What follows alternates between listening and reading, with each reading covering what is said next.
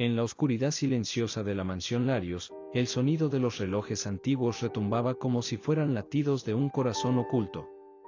Cada tic-tac marcaba la presencia invisible de algo que se movía entre las paredes. Pero nada resultaba más aterrador que la dueña de aquella casa, Catalina Creel. Caminaba con pasos lentos, envuelta en vestidos elegantes que rozaban el mármol del suelo. Su voz, suave y venenosa, tenía el poder de congelar cualquier conversación y llenar de silencio un salón entero. Sin embargo, lo que más llamaba la atención era su parche en el ojo derecho, siempre cubierto por un paño oscuro que nunca se quitaba. Nadie sabía con certeza qué ocultaba bajo aquel parche. Algunos aseguraban que había sido víctima de un accidente trágico. Otros, en cambio, murmuraban que Catalina había sellado un pacto con fuerzas prohibidas, y que lo que escondía allí no era humano. Los sirvientes de la mansión juraban escuchar ruidos extraños cuando la señora se quedaba sola. Un murmullo bajo, parecido a una oración dicha al revés. Ocasionalmente, juraban ver cómo el paño se movía, como si algo latiera por debajo, vivo, inquieto, como si ese ojo perdido fuese, en realidad, una boca hambrienta. Catalina estaba consciente del miedo que provocaba, y lo utilizaba a su favor. Su único ojo, frío y penetrante, parecía atravesar la piel y llegar hasta el alma de cualquiera que se atreviera a sostenerle la mirada. Muchos evitaban cruzarse con ella en los pasillos, pero eso no importaba, nadie podía escapar de su vigilancia. Así, noche tras noche, la mansión permanecía en un silencio pesado, gobernada por la sombra viva de Catalina Creel. Y todos los que habitaban bajo su techo tenían clara una verdad: el verdadero terror de la familia Larios no estaba en la casa, estaba oculto bajo el parche de Catalina Creel. La mansión Larios no era solo una casa imponente, era un mausoleo de recuerdos oscuros. Sus paredes estaban cubiertas de retratos de los antiguos herederos, todos con miradas fijas que seguían a cualquiera que se atreviera a caminar por los pasillos. Pero casi todos aquellos rostros compartían un mismo destino: muertes trágicas e inexplicables. Con cada generación, los Larios acumulaban más riqueza, pero también más cadáveres. Algunos herederos caían víctimas de enfermedades extrañas que ningún médico podía explicar. Otros morían en accidentes imposibles de comprender, caídas por escaleras que nadie recordaba haber subido, ahogamientos en fuentes poco profundas del jardín, o incendios que comenzaban de la nada y consumían únicamente la habitación de una sola víctima. Para el mundo exterior, eran simples tragedias. Pero dentro de la mansión, se murmuraba que la fortuna de los Larios estaba manchada por un secreto siniestro, un pacto sellado generaciones atrás, donde la prosperidad de la familia estaba unida al sacrificio de sus propios herederos. Catalina Creel conocía cada detalle de ese secreto. Y, a diferencia de quienes la precedieron, no le temía. Al contrario, había aprendido a usar la maldición como un arma. Sabía que, para asegurar que el poder jamás escapara de sus manos, era necesario dejar que la sangre corriera. En su corazón helado crecía un único propósito: la herencia de la familia nunca caería en manos equivocadas. Ni hermanos, ni sobrinos, ni nadie que no fuera el hijo que ella había elegido como sucesor. Todos los demás eran piezas desechables en un tablero macabro, movidas por Catalina como si fuera una maestra de la oscuridad. Con cada muerte, la mansión parecía vibrar, como si respirara saciada. Las paredes crujían como huesos viejos, y los retratos antiguos cambiaban sutilmente sus expresiones, algunas sonrisas desaparecían, otras miradas se volvían más severas. La casa misma parecía reconocer quién sería el próximo en caer.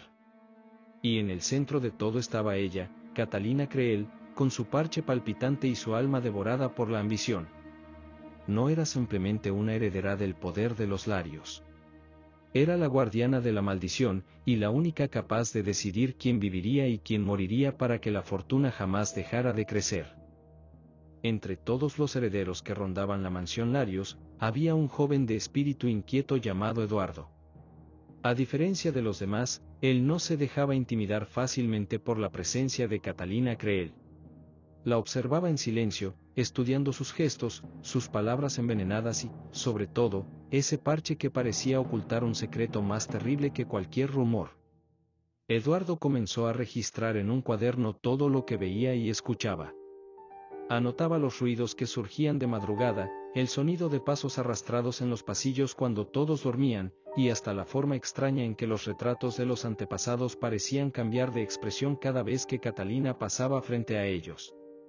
Estaba convencido de que la casa y la mujer compartían algo, una conexión profana, alimentada por el sufrimiento de generaciones. Una noche, el joven se atrevió a seguirla. Se escondió entre las sombras del corredor y la observó bajar hasta el sótano, un lugar prohibido para todos. La mansión parecía respirar con cada uno de sus pasos, como si las paredes latieran al mismo ritmo que su corazón. Eduardo la vio abrir una puerta de hierro oxidado y desaparecer en la oscuridad. Esperó. Segundos. Minutos. Hasta que un sonido le erizó la piel, susurros múltiples, como voces de niños llorando y riendo al mismo tiempo. Asustado, retrocedió, pero antes de escapar una corriente de aire helado recorrió el pasillo y apagó las velas. En aquella penumbra absoluta, Eduardo juró escuchar una frase murmurada directamente en su oído. «¿Tú serás el próximo?» Al día siguiente, su semblante había cambiado. Ojeras profundas, manos temblorosas y un silencio cargado de miedo. Intentó advertir a los demás herederos de que Catalina estaba detrás de las muertes misteriosas de la familia. Habló del sótano, de las voces, del viento helado. Pero nadie le creyó. Algunos rieron, otros lo acusaron de haber bebido demasiado. Catalina, sin embargo, sonrió con suavidad. Y en su único ojo visible, Eduardo vio el reflejo de su propia condena. Esa misma noche, la tragedia se consumó. Eduardo fue hallado muerto en su habitación, pero no de manera común. Su cuerpo estaba torcido, como si hubiera luchado contra algo invisible. Sus ojos permanecían abiertos, petrificados de horror, y sus labios mostraban la huella de un grito sofocado. No había sangre. No había heridas. Solo una expresión que nadie se atrevía a mirar por mucho tiempo. A los pies de la cama, se encontró su cuaderno abierto, con la última frase escrita en caligrafía apresurada y temblorosa. Catalina, ya abrió el ojo. Desde entonces, los sirvientes evitaban entrar en ese cuarto.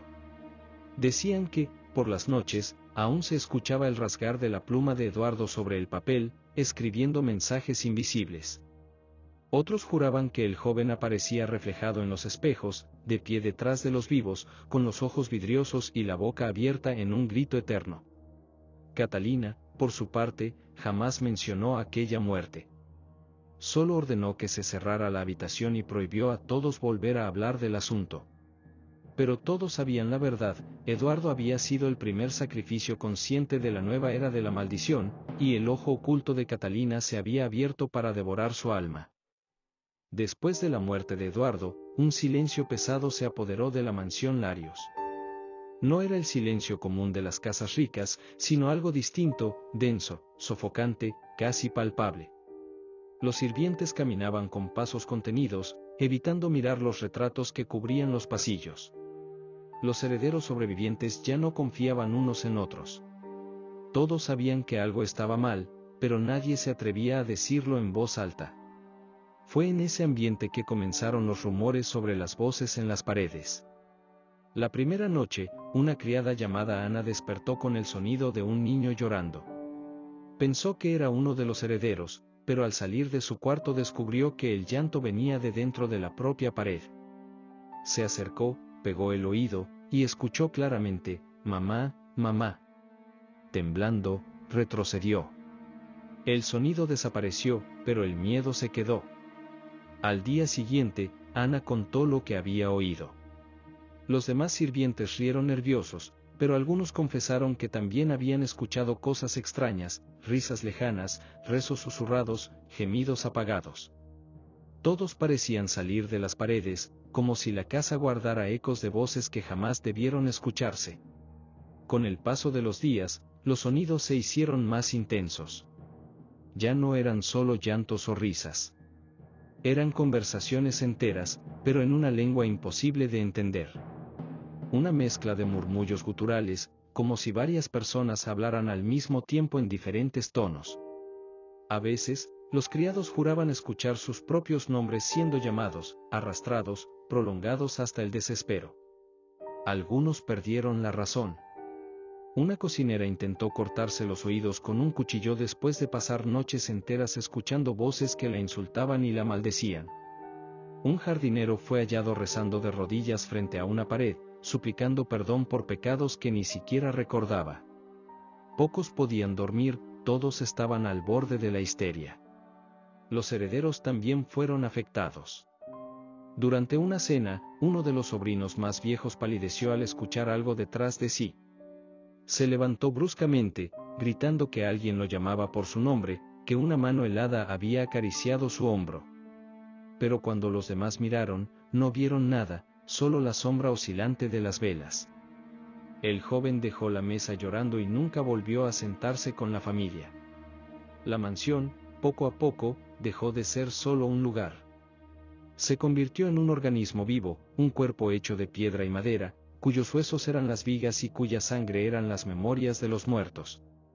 Las paredes respiraban, crujían, gemían como si quisieran expulsar algo atrapado en su interior. Y Catalina solo observaba.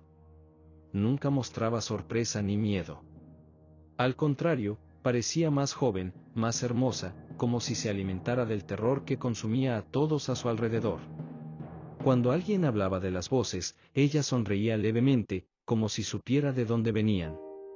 En una madrugada tormentosa, uno de los sirvientes más antiguos decidió enfrentar el misterio. Armado con una vela y una cruz, recorrió los pasillos oscuros siguiendo los sonidos. Sus pasos resonaban en el mármol, y a cada esquina las voces eran más claras.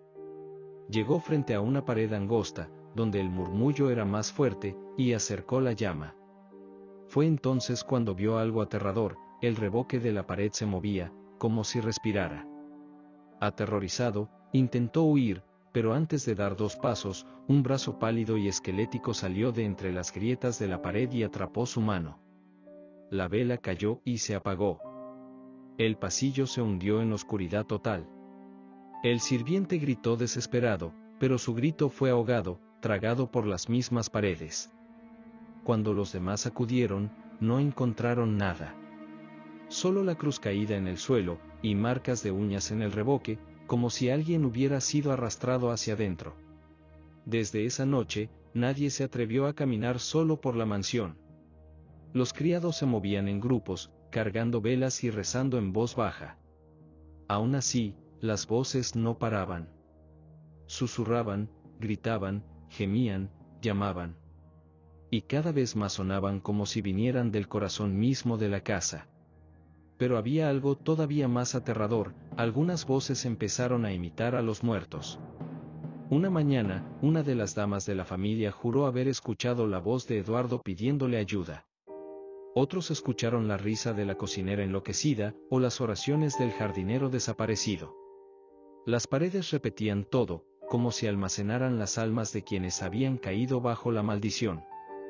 Y mientras la casa se transformaba en una prisión de voces y lamentos, Catalina Creel caminaba soberana por los corredores, sin ser perturbada jamás por aquellos sonidos. Al contrario, quien la observaba detenidamente podía jurar que su parche latía suavemente, como si dentro de él habitara la fuente de todas aquellas voces. En la mansión Larios, nadie dormía en paz. Y todos sabían, en el fondo, que las paredes no solo murmuraban. Estaban llamando. Llamando por más sacrificios. De entre todos los herederos Larios, solo uno gozaba de la protección absoluta de Catalina Creel, su hijo favorito, Alejandro. Mientras los demás descendientes vivían bajo sospechas, miedos y tensiones, él era tratado con ternura enfermiza, como si fuera el centro de un culto privado en el que solo Catalina era la sacerdotisa y él, el elegido.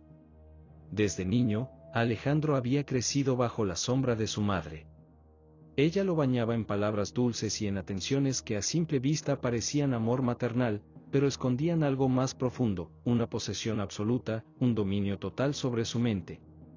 Catalina no permitía que nadie se acercara demasiado a él. Las niñeras duraban poco, los maestros privados eran despedidos en cuanto intentaban darle ideas que no coincidieran con las de ella. Le repetía constantemente frases que se grababan como cuchillos en la mente del muchacho.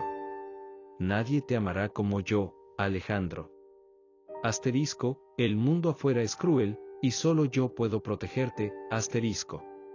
Si me fallas, si me traicionas, todo terminará. Con el paso de los años, Alejandro se convirtió en un hombre educado y refinado, pero en su interior estaba roto. Tenía sueños recurrentes, veía a su madre con el rostro transformado en un monstruo sin piel, con el ojo oculto convertido en un agujero negro que lo absorbía. Despertaba sudando, temblando, y al abrir los ojos la veía allí, junto a su cama, acariciando su rostro con manos heladas. Y entonces, en voz baja, ella le decía: «Solo es un mal sueño, hijo mío. No escuches esas imágenes, escúchame a mí».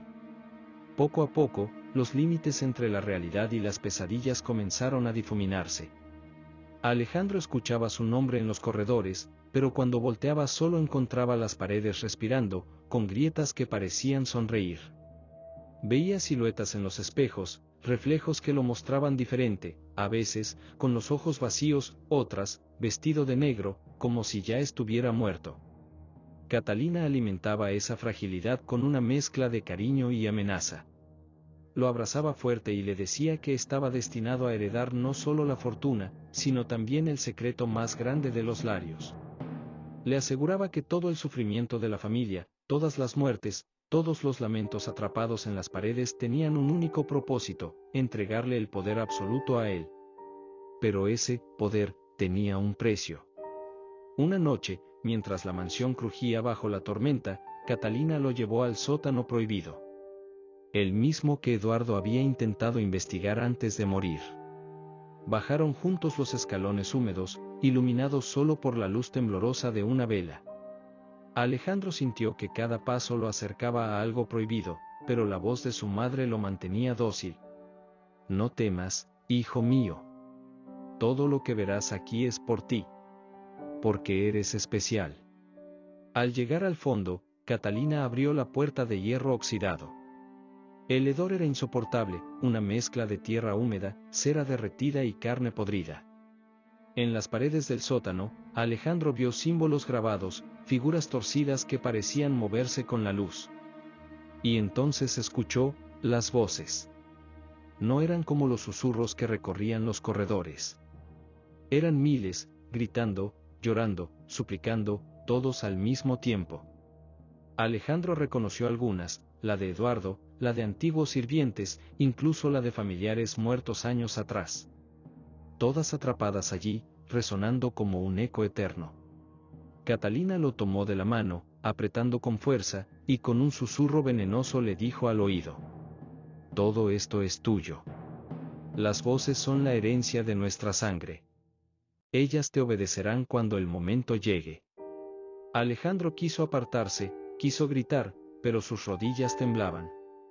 Sintió como las sombras del sótano se pegaban a su piel, como lo acariciaban como si lo reconocieran.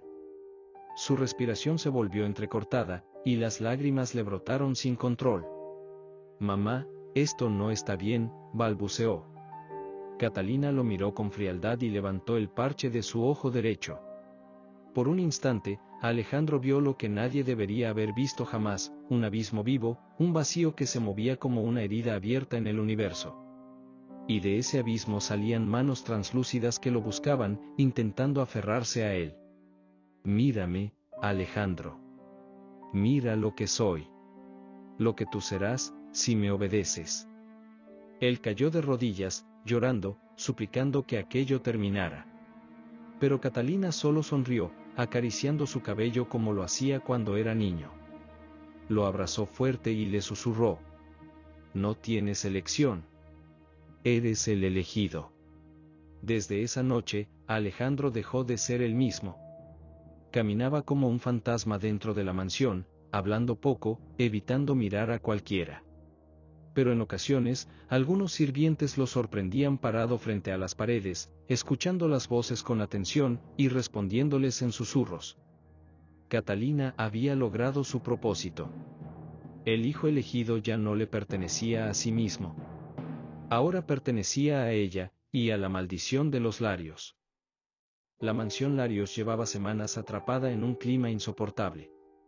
Los sirvientes dormían poco, las velas se consumían más rápido que nunca y el aire se había vuelto denso, cargado de un olor metálico, como sangre vieja. Catalina lo sabía. La casa estaba lista. Era la noche perfecta para el banquete. Envió invitaciones a cada heredero sobreviviente. Ordenó preparar la mesa más larga del comedor, cubierta con manteles bordados y candelabros de plata. Nadie podía negarse a asistir. La convocatoria de Catalina no era una petición, era un mandato. Y todos acudieron, aunque con el miedo clavado en el pecho. Cuando el reloj marcó la medianoche, las campanas de la iglesia cercana repicaron, pero el sonido llegó distorsionado, como si viajara desde otro mundo. Catalina apareció entonces en el comedor, majestuosa, vestida de negro absoluto, con joyas que parecían absorber la luz.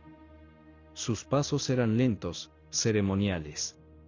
Y lo más perturbador era la calma en su rostro, sonreía como si supiera que esa noche nadie saldría de la mansión siendo el mismo.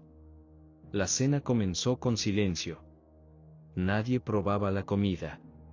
Los sirvientes servían vino, pero este tenía un color demasiado oscuro, como si en lugar de uvas hubiera sido fermentado con algo más. Los herederos se miraban entre sí, desconfiados, y evitaban los ojos de Catalina. Fue entonces cuando ella habló. Esta familia está condenada porque olvidó sus raíces. Se apartaron de lo que verdaderamente nos pertenece, el poder.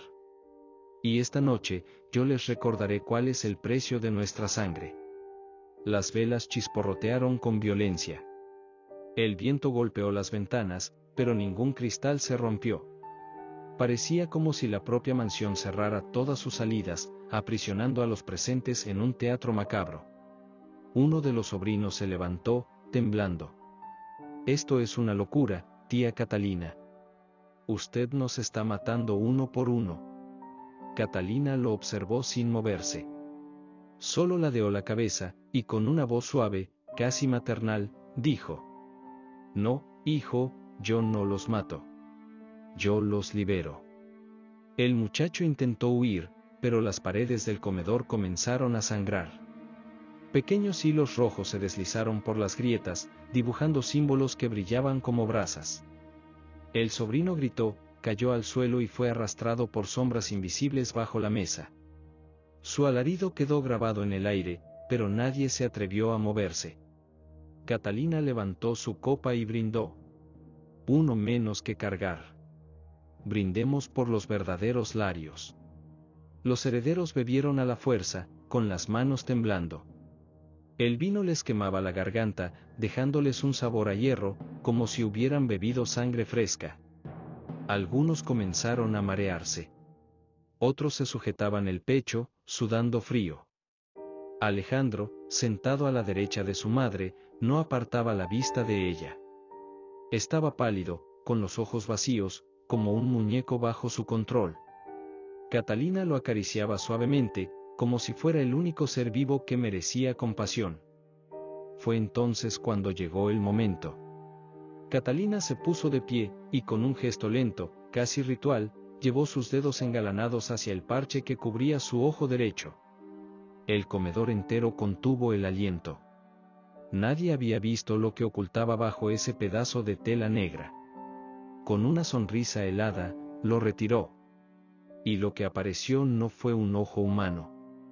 Era una hendidura abismal, un agujero vivo que se movía como una boca hambrienta.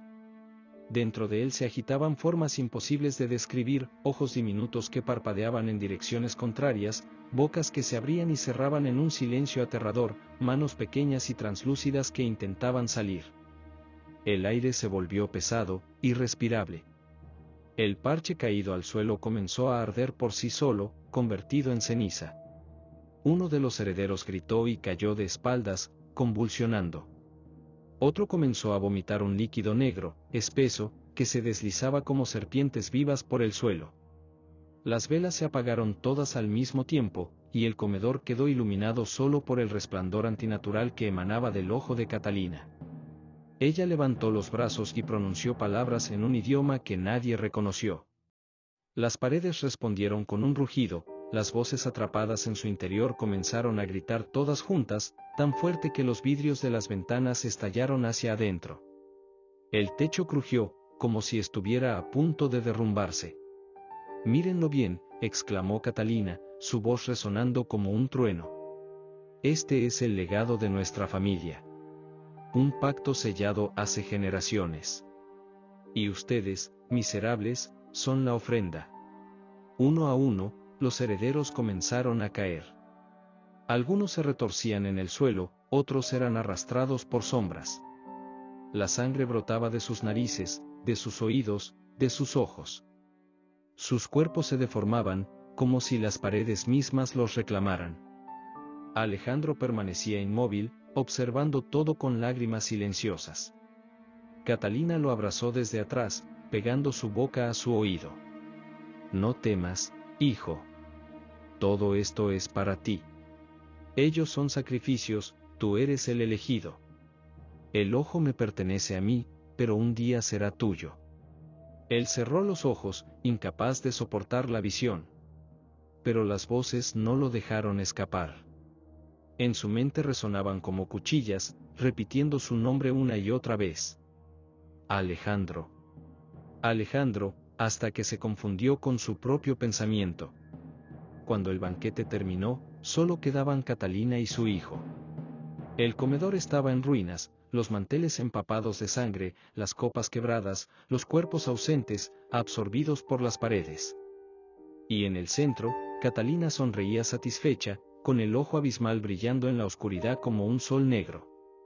Esa noche, la maldición de los Larios alcanzó su punto culminante. Y el verdadero rostro de Catalina Creel quedó revelado, no era humana. Era la guardiana de un pacto demoníaco sellado con sangre familiar, y nada ni nadie podía detenerla. La mansión Larios, después del banquete maldito, ya no era la misma. Los muros respiraban, los espejos lloraban un líquido oscuro y las escaleras crujían como si bajo la madera hubiera cuerpos arrastrándose. Todo el aire estaba impregnado de un hedor insoportable, mezcla de sangre seca, cera quemada y podredumbre. Alejandro deambulaba por los pasillos como un náufrago en su propia casa. Sus pasos eran torpes, su mente estaba fracturada. Cada rincón le devolvía las voces de sus familiares devorados por la mansión. No había cadáveres, pero sí gritos atrapados en los muros. En ocasiones, al doblar un corredor, Alejandro veía siluetas fugaces, su tío con la boca cosida, su primo arrastrando las vísceras por el suelo, su hermano extendiendo una mano sangrienta para pedir ayuda. Pero en cuanto parpadeaba, desaparecían, dejando tras de sí solo un eco doloroso. En lo más profundo de su mente, Alejandro escuchaba la voz de Catalina. «Hijo, no corras. No puedes huir de lo que eres». Sabía que su madre estaba en algún lugar de la mansión, observándolo, esperándolo. Y entonces comprendió la verdad, esa noche ella jugaba con él. Era el último juego. La mansión como laberinto vivo. Alejandro intentó escapar. Empujó puertas, rompió cristales, corrió hacia los jardines, pero cada salida lo devolvía al mismo punto, el gran salón, con las paredes manchadas de sangre y las huellas de un banquete que parecía repetirse como una pesadilla infinita. La mansión había dejado de ser un edificio, era un organismo vivo, un laberinto que lo mantenía cautivo. Las escaleras cambiaban de dirección, los corredores se alargaban, y las ventanas mostraban paisajes irreales, mares de fuego, bosques ennegrecidos, cementerios que se extendían hasta el horizonte. En una ocasión, Alejandro abrió una puerta y vio el comedor intacto, lleno de los mismos herederos devorando el banquete como si nada hubiera pasado. Pero al acercarse, todos levantaron la cabeza al mismo tiempo, con los ojos vacíos, y lo señalaron. Él gritó y cerró de golpe, escuchando al otro lado las carcajadas de Catalina mezcladas con susurros de ultratumba. La persecución. La voz de Catalina resonaba por todas partes. A veces parecía estar detrás de él, a veces dentro de su cabeza. No huyas, Alejandro. ¿Para qué correr, si siempre terminarás conmigo? Los espejos de la mansión comenzaron a mostrarlo distinto. En uno, se veía anciano, con el parche en el ojo derecho. En otro, se veía bañado en sangre, sosteniendo una copa rebosante de líquido negro. En el último, se vio muerto, colgado de las vigas del techo. El miedo se convirtió en desesperación. Corría sin rumbo, tropezando, respirando con dificultad. La mansión lo perseguía con sus crujidos, con las puertas que se cerraban solas, con las sombras que reptaban por el suelo. Y entonces la escuchó, la risa de su madre. No una risa humana, sino un coro de carcajadas deformes que salían de cada rincón, como si la propia casa se riera de él. El encuentro en la capilla. Finalmente, Alejandro llegó a la capilla privada de la mansión. Allí todo estaba cubierto de polvo y velas apagadas. Las estatuas de los santos tenían los rostros desgarrados, y en el altar, en lugar de un crucifijo, había una cruz torcida hecha con huesos humanos. Allí estaba Catalina. Sentada en el banco principal, vestida de negro como en el banquete, con el parche nuevamente en su lugar. Sonreía con serenidad, como si todo lo que había ocurrido fuera apenas un ensayo. «Te cansaste, hijo mío. Siempre supe que no podrías escapar. Nadie lo ha logrado jamás. ¿Acaso no lo entiendes? Esta casa no es una prisión, es un templo. Y tú serás su próximo sacerdote». Alejandro cayó de rodillas, llorando, golpeando el suelo con los puños. «Basta. No quiero más. No quiero tu herencia, no quiero tu maldición». Catalina se levantó lentamente, caminando hacia él. Cada paso hacía que las velas se encendieran solas, iluminando la capilla con un fuego espectral. Cuando estuvo frente a su hijo, acarició su rostro con ternura enfermiza. «No tienes elección. La sangre te escogió antes de que nacieras. Yo solo soy el puente, pero tú, Alejandro, tú serás el destino». El ojo revelado. Sin previo aviso, Catalina arrancó su parche una vez más. Pero esta vez, el ojo abismal brillaba con una fuerza descomunal, como si hubiera absorbido el poder de todos los sacrificios anteriores. El aire se volvió irrespirable, las paredes comenzaron a resumar sangre fresca, y el suelo tembló como si la tierra bajo la mansión estuviera a punto de abrirse. Del ojo emergieron manos espectrales que se extendieron hacia Alejandro, sujetándolo, inmovilizándolo. Voces gritaron su nombre en coro, desgarrando su mente. Sus oídos sangraban, su pecho parecía estallar. Catalina lo sostuvo por los hombros y, con una sonrisa macabra, le susurró: «El último juego ha terminado, hijo. Ahora eres mío. Para siempre. La elección». Pero en lo más profundo de su desesperación, Alejandro encontró un destello de rebeldía. Recordó los gritos de sus familiares, el sufrimiento de todos los que habían sido devorados por la maldición. Y comprendió que, aunque no podía escapar, sí podía elegir su final. Con un esfuerzo sobrehumano, se liberó de las manos espectrales y tomó uno de los candelabros encendidos de la capilla. Lo levantó con las manos temblorosas, mientras las voces gritaban más fuerte que nunca: «Si no puedo ser libre, entonces arderemos juntos». Y lo lanzó contra el altar de huesos. El fuego se expandió de inmediato, como si hubiera esperado siglos para consumirlo todo. Las velas explotaron, las paredes comenzaron a crujir, y la mansión entera se estremeció con un rugido infernal. Catalina gritó furiosa, pero su voz se mezcló con las de las sombras, perdiéndose en el caos. Alejandro ardía junto con el templo maldito, pero en su rostro, por primera vez, apareció algo parecido a la paz. El capítulo termina con la mansión envuelta en llamas, los gritos resonando en la noche, y la silueta de Catalina aún de pie entre el fuego, su ojo abismal brillando como un sol negro que no podía ser destruido. Las llamas devoraban la mansión Larios como si el infierno mismo hubiera despertado sobre la tierra. Cada habitación parecía gemir, como si la casa tuviera alma y llorara su propia destrucción. Los vitrales explotaban en miles de fragmentos que caían como una lluvia de sangre y cristal. El aire estaba saturado de humo, madera quemada, telas en brasas, y carne.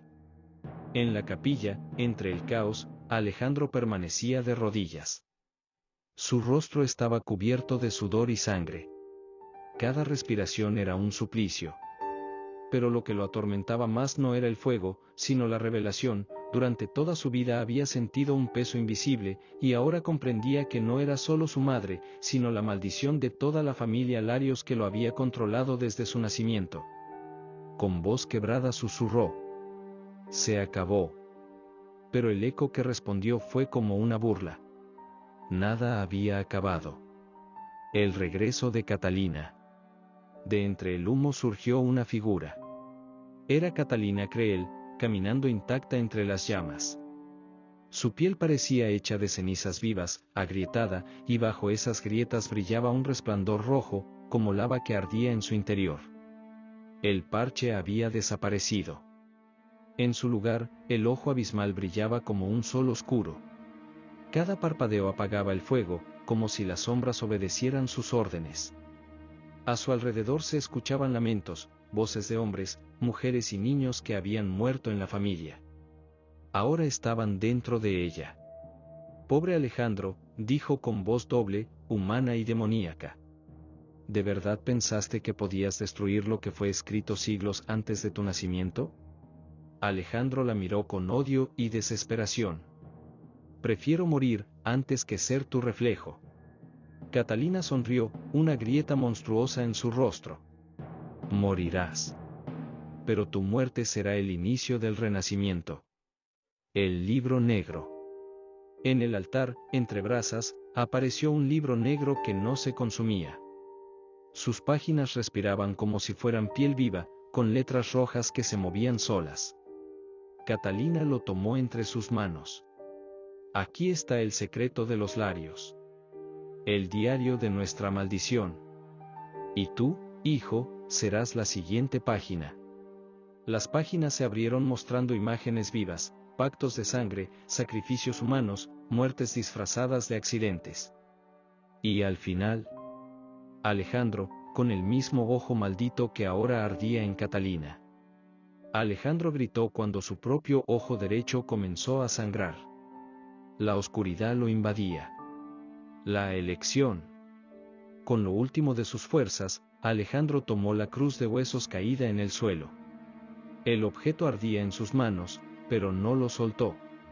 «Si debo ser el sacrificio, lo seré, pero no como tu heredero. Como tu verdugo». Y clavó la cruz en su propio pecho. El grito final. La explosión de energía fue brutal. Catalina gritó, y con ella gritaron miles de voces. El ojo abismal se abrió completamente, mostrando un abismo infinito que devoraba fuego, piedra y almas. La capilla entera se desgarró en la oscuridad. Y después, silencio. Epílogo. Cuando las ruinas fueron encontradas, no había cuerpos.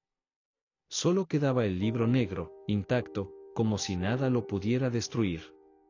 Esa misma noche, los aldeanos juraron haber visto una silueta femenina caminando entre las cenizas, con un ojo rojo ardiendo en la oscuridad. A su lado, una sombra masculina sollozaba eternamente. La maldición de los Larios no había muerto. Solo había comenzado de nuevo.